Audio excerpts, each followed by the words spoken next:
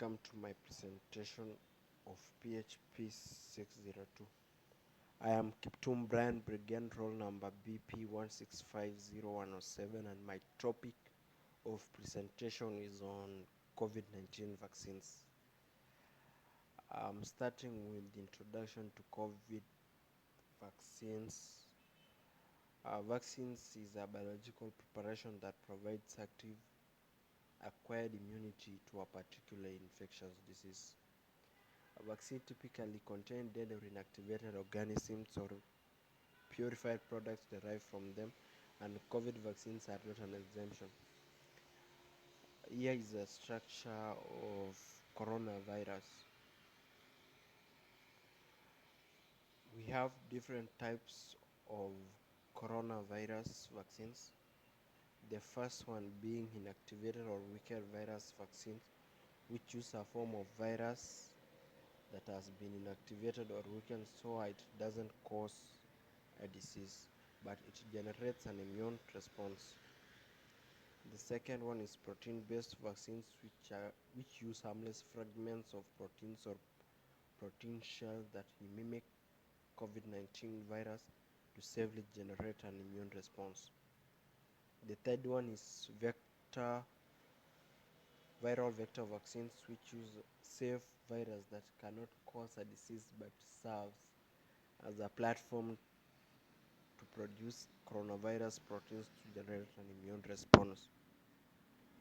The fourth one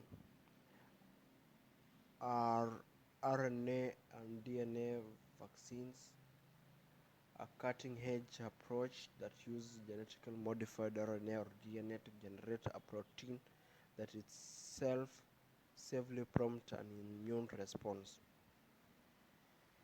The first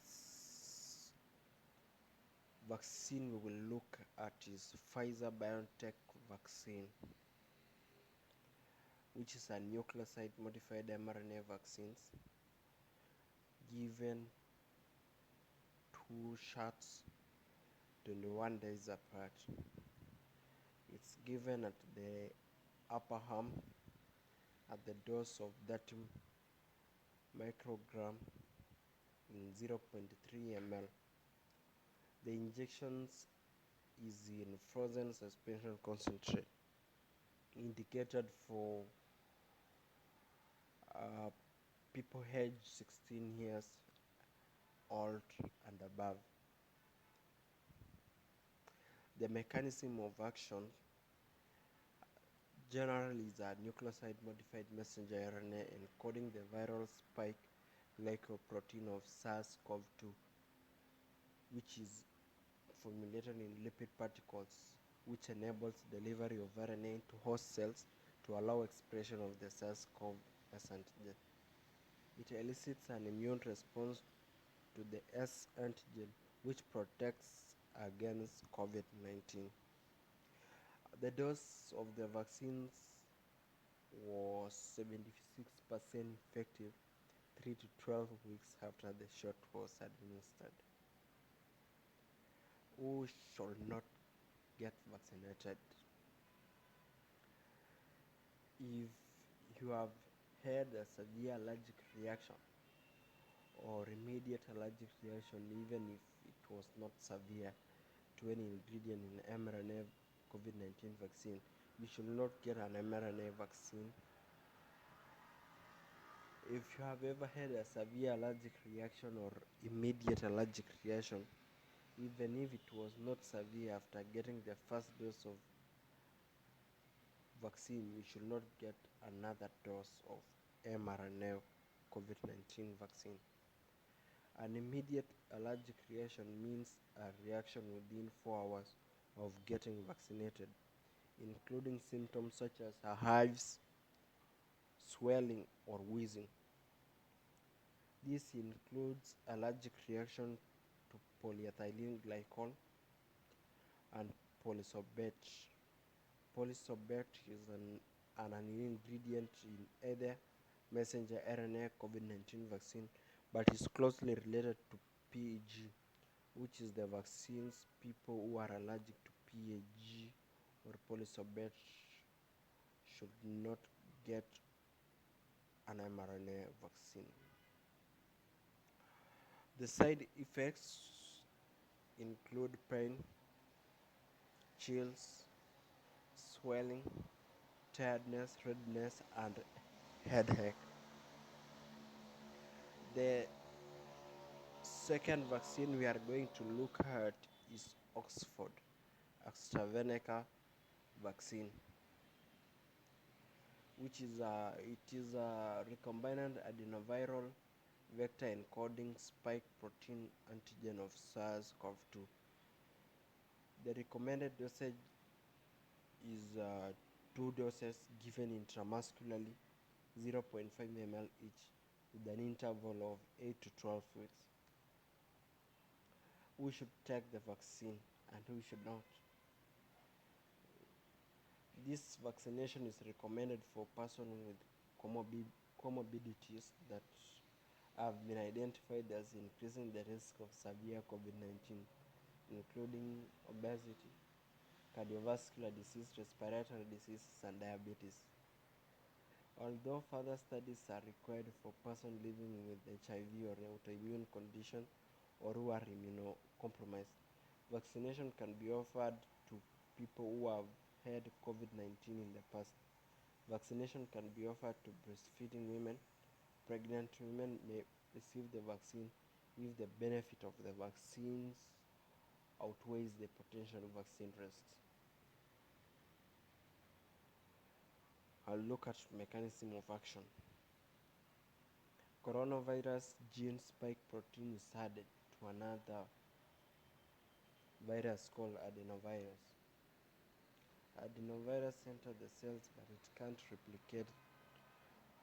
The Oxford AstraZeneca team used modified version of adenovirus known as CHAdOx1. After the vaccine is injected into person's arm, the adenovirus bump into cells and latch into protein on the surface. They engulf the virus in bubbles and pools inside.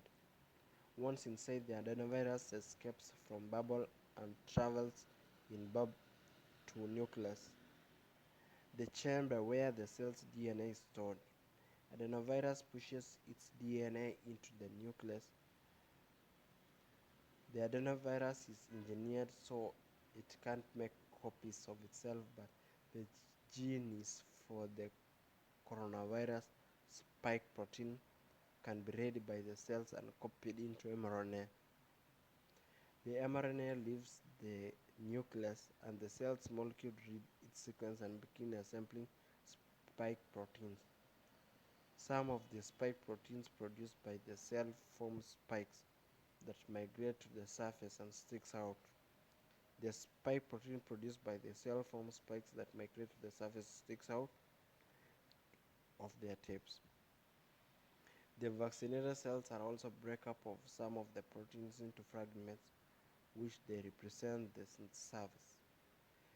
These protruding spikes and spike protein fragments can be recognized by the immune system. The adenovirus also provokes the immune system by switching on cells' alarm system. The cells send out warning signals to activate immune cells nearby by cells' alarm systems. By raising this alarm, the vaccine causes an immune system to react more strongly to spike proteins when vaccinated cells dies. The die-bursts form spike proteins and protein fragment that can then be taken up by antigen present in the cells. The cell presents fragments of the spike protein on its surface. When the helper T cells detect this fragment, they raise the alarm and L protein on the surface. When the helper detect the fragment, they raise the alarm and help the marshal of immune cells to fight infection. Beta cells may bump into coronavirus spikes, marshal other immune cells to fight the infection. Beta cells may bump into coronavirus spikes on surface of vaccinated cell or free floating spike protein fragments. A few of beta cells may be able to lock onto the spike protein. If these beta cells are then activated by helper T cells, antibodies can latch onto coronavirus spikes, mark the virus for the destruction, and prevent antibodies.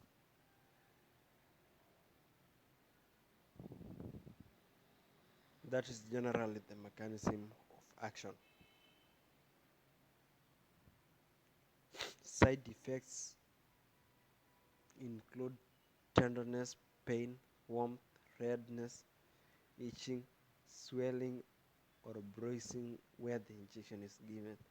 Generally feeling unwell, feeling tired, chills, or feeling feverish, headache, feeling sick, and joint pain or muscle ache. The fourth vaccine we are going to look at is Sputnik. The third vaccine we are going to look at is Sputnik V vaccines. It is an adenovirus approach using adenovirus 26 and adenovirus 5 as vectors for expression of the severe acute respiratory syndrome coronavirus. Efficacy based on the numbers of confirmed COVID-19 cases from 21 days after the first day dose of vaccine is reported as 91.6%. It is administered intramuscularly, given in 2 doses. Sputnik V vaccine is available in lyophilized form of vaccine. Who should be vaccinated? It is indicated to build immunity to SARS-CoV-2 virus, which with individuals aged 14 years and above. Pediatric, pregnancy, and oncology vaccine efficacy data is still pending. Adverse effects of Sputnik vaccine include headache, which disappears in 24 hours. 15% of those vaccinated report redness in the area of vaccine shot.